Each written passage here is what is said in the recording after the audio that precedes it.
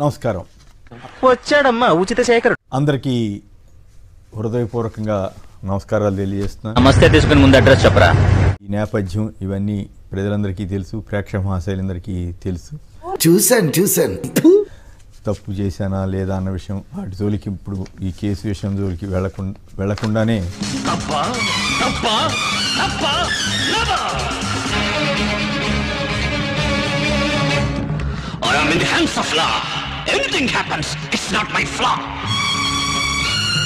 ప్రధానంగా నాకు ఇట్లాంటి క్లిష్ట సమయంలో కొండంత అండగా నిలబడిన వైఎస్ జగన్మోహన్ రెడ్డి గారికి, ఇదంతా నీ ట్రైనింగే కదరా, నాకు ఆయనకి అసలు సంబంధం ఏంటరా, వైఎస్ భారతి రెడ్డి గారికి నా హృదయపూర్వకమైనటువంటి నమస్కారాలు.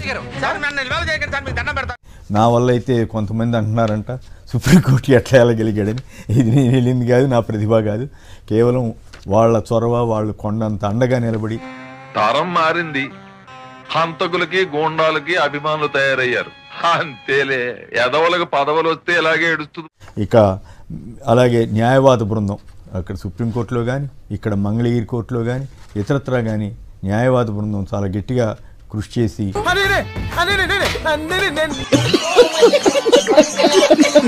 ఇక ప్రధానంగా ఏంటంటే అశేష సంఖ్యలో, నాకు నిజంగా ఈ అశేష సంఖ్యలో ఇంత ఆదరాభిమానాలు లభిస్తాయని నేను ఊహించలేదు. సిటీలో ఉన్న గుండాలు, రౌడీలు మొత్తం స్క్రాప్ ఇక్కడే ఉందేంట్రా.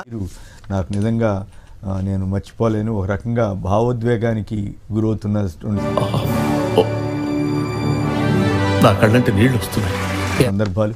నిజానికి ఈ అరెస్టు వీటన్నిటి మీద నేను ఆ స్థాయికి వెళ్తారని అనుకోలేదు, కానీ వెళ్ళినా మనం మానసికంగా సిద్ధపడాలనేమో. నీలో నాకు నచ్చేది ఇదేరా, కొంచెం లేట్ అయినా నిజం నీ అంతట నువ్వే తెలుసుకుంటావు. అయితే నాకు తెలిసి నేను ఎప్పుడు కూడా ఎవరిని కించపరచడం, దూషించడం, ఈవెన్ ముఖ్యమంత్రి చంద్రబాబు నాయుడు గారి విషయంలో కూడా ఎవరన్నా గారు అనకపోతే కూడా ఊరుకొని నేను బబ్రాజమానం భజగోవిందం నా పైన నా క్యారెక్టర్, నా కాండక్ట్, నా క్రెడిబిలిటీ, నా ఇంటిగ్రిటీ, అలాంటి మాట నీకు సెట్ అవ్వవు, వద్దు.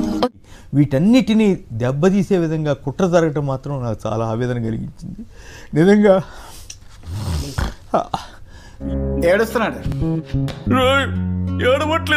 ఈ జీవిత చర్మాంకంలో, ఈ వృత్తి చర్మాంకంలో చివరికి వృత్తి ఇంకెంతకాలం పని చేస్తాను.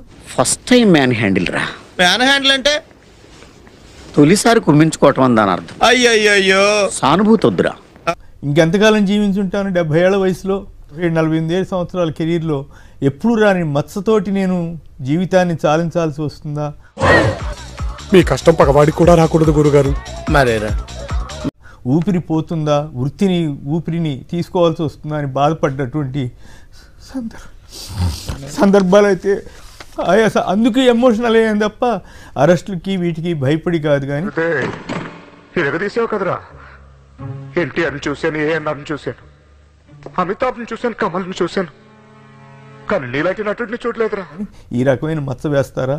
చంద్రబాబు గారు 1978లో ఆయన రాజకీయాల్లోకి వస్తే నేను అదే సంవత్సరం ఈ వృత్తిలోకి వచ్చాను. ఇప్పుడు 10 రూపాయల నోటు మీద గాంధీ తాత నవ్వుతానే ఉంటాడు, 2000 నోటు మీద గాంధీ తాత నవ్వుతానే ఉంటాడు. అలా అని చెప్పి రెండు ఒకటే, దేని వాల్యూ దాని. తండ్రి వయసు, చంద్రబాబు గారి వయసు నా వయసు దాదాపు సమానం అని చెప్పాలి. ఆయన నాకంటే ఒక 5-6 ఏళ్ళు పెద్ద కావచ్చు. అలాంటి నన్ను పట్టుకుని ఆయన వాడు వీడు అన్నారట. ఇలాంటప్పుడే గుండె రాయి చేసుకో. నేను తప్పు చేశానా లేదా అన్నది సుప్రీంకోర్టు చెప్పింది కాబట్టి బయటపడ్డాను, కాబట్టి కాస్త ధైర్యంగా మేము ముందు రాగలిగాను. కానీ నాటకాలు చాలా చూసాములే మేము. భావోద్వేగానికి గుర్తుకొచ్చినప్పుడు మాత్రం నాకు ఈ రకమైన బురద పడుతుంది, మత్స వేస్తున్నారే అనే బాధ మాత్రం నాకు కలిగింది. ఇంత మంచివాడి మీద కంప్లైంట్ చేయడానికి నీకు నోరెలా వచ్చిందయ్యా? కేవలం ఊపిరి తీయాలని కొందరు, ఊపిరి పొయ్యాలని జగన్ గారు, భారతి గారు. నిజంగా నాకు పునరుజ్జీవనం అంటే ఎట్లా ఉంటుందో ఈ రోజు నేను స్వయంగా చూస్తున్నాను. వీడప్పుడే BBC రేంజ్ లో ఎంచుకుంటున్నాడు. చూద్దాంలే. చూడటం కాదండి, మీరు చెయ్యాలంతే.